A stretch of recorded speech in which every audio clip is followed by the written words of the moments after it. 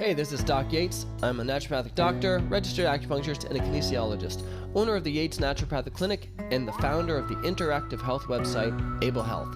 And this is the Simply Health Podcast, a show for females where I work to simplify and demystify the secrets of achieving optimal health naturally, based on my own experience in working with thousands of female patients over the past 15 years of my clinical practice.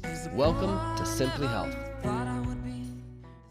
Hey, this is Doc Yates, and today we're talking about the 6 key factors that you need to consider when you're trying to lose weight and maintain weight in menopause and perimenopause. So, typically when you go to see your doctor, a lot of times people go in with regards to this issue, the frustration of gaining weight, working hard, not being able to lose weight despite doing the things that they normally would do to lose weight, and now they're not seeing results. And unfortunately, a lot of times the answer that they get is that this is normal, and if anything, maybe it's because you're depressed, so therefore you need antidepressants. And the worst part about that is that maybe they are feeling down, but a lot of times they're feeling down because they're not getting the results they want. They're given an antidepressant, which often makes them gain weight, which then makes them feel even worse about themselves. So what we want to do is figure out these 6 key factors that can help you get the results you're looking for. So I've been working with weight loss as the main portion of my practice, specifically in menopausal and perimenopausal females for the last, since 2008. And it's been a little bit of a learning curve when I first started, because when I first started in 2008, I was still in my 20s or late 20s, so I would foolishly assumed whatever I needed to do to lose weight would be the same thing that they needed to do to lose weight, and that is definitely not true. What a menopausal or perimenopausal female needs to do to lose weight is dramatically different than, first of all, what any male would need to do to lose weight, and it's also very different than what they would need to do to lose weight in their 30s. It feels like I'm all this tongue twisters getting all this out here. So what would be happening is that I'd be putting someone on a diet plan, with people would be getting results, and then all of a sudden you get people that weren't. And then we had to dive deeper and figure out, okay, why is this person not getting the results that they're looking for despite doing the exact same plan everyone else is doing? And we kept doing that over and over and diving deeper and deeper and investigating until we would figure out these factors. Now, for each of these 6 factors, I am going to be doing a separate podcast on each one in the future, so we will be going into a lot more detail for each one, but just to go over them. And point number 1 that you need to consider for losing weight in perimenopause is hormone balance. Hormone balance plays an epic role, and some people are often thinking, well, I still have my cycle, and my cycle is still regular, so therefore it's not hormone balance. That is not true. Typically, the first thing that you will see for hormone balance affecting your ability to lose weight is progesterone levels are dropping, and they've dropped enough that it's led to what they would call estrogen dominance. So it's not as simple as just saying, oh, now we just have to reduce all the estrogen. It doesn't quite work like that. It's a little bit more complicated, and we'll get into that in more detail. But again, progesterone starts dropping at age 30, and by the time you get to mid-40s, it's dropped enough that it will be affecting your metabolism. The next thing, and we discussed this quite a bit in the last episode, is thyroid health. So thyroid health is absolutely critical for your metabolism, for your energy, and your ability to lose weight. And as I mentioned last episode, it commonly declines for a lot of females around this same time frame. So investigating that further plays a role. And not to mention, they kind of get linked together. We discussed last episode how the adrenals and stress can play a big role when it comes to thyroid health. Progesterone can also play a role into thyroid health. So correcting that triangle, it's almost like the power triangle for perimenopause, which is thyroid, adrenals, and progesterone. So getting those corrected play a big role. And you'll see a lot of these points do tie in together, which is the next point is sleep. Commonly what you will see for one of the first signs of perimenopause is sleep disturbances. And what you typically see for that is that there's no problems falling asleep, but there's problems staying asleep. And when you start seeing that pattern, that's when you start to be suspicious that progesterone levels are dropping and those hormone changes are starting to affect you physiologically. So sleep disturbances play a big role. One, when your sleep sucks, your adrenals will also suffer. It will affect your cortisol. It will make it difficult to lose weight. You're not going to have the energy to do any of the exercise. You're not going to have the energy or motivation to eat well. So all of that plays a big role. So dealing with sleep is extremely important. Point number 4, constipation. Now, I'm not just talking about can't lose weight because you're literally full of crap, though I'm sure that does play a little bit of a role.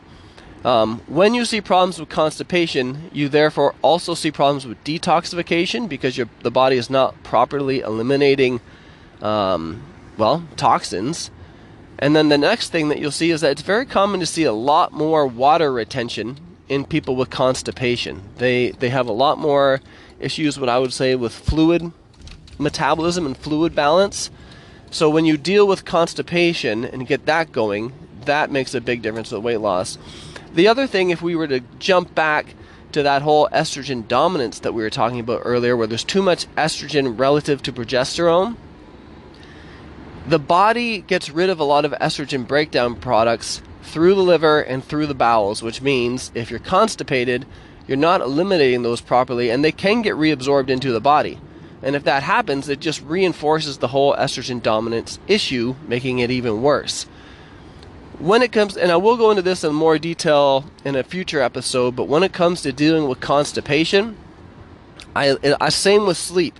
I like to take that in a tiered approach. So you want to start with the least invasive type of treatments always. So in constipation, first thing is always diet. So we want to address it from a diet, from a fiber standpoint, from a healthy oily seed standpoint, make sure that enough water, and then build up from there.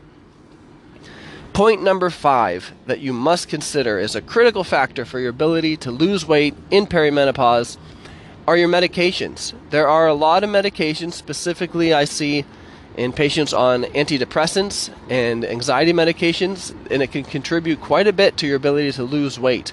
And it's very common that when I ask people, when did you start noticing this weight gain? It's within that 6-month period of after they started these medications. So I'm not saying that it's a good idea just to stop these medications, because that is a terrible idea. That's not how it works. You can't just stop those medications cold turkey.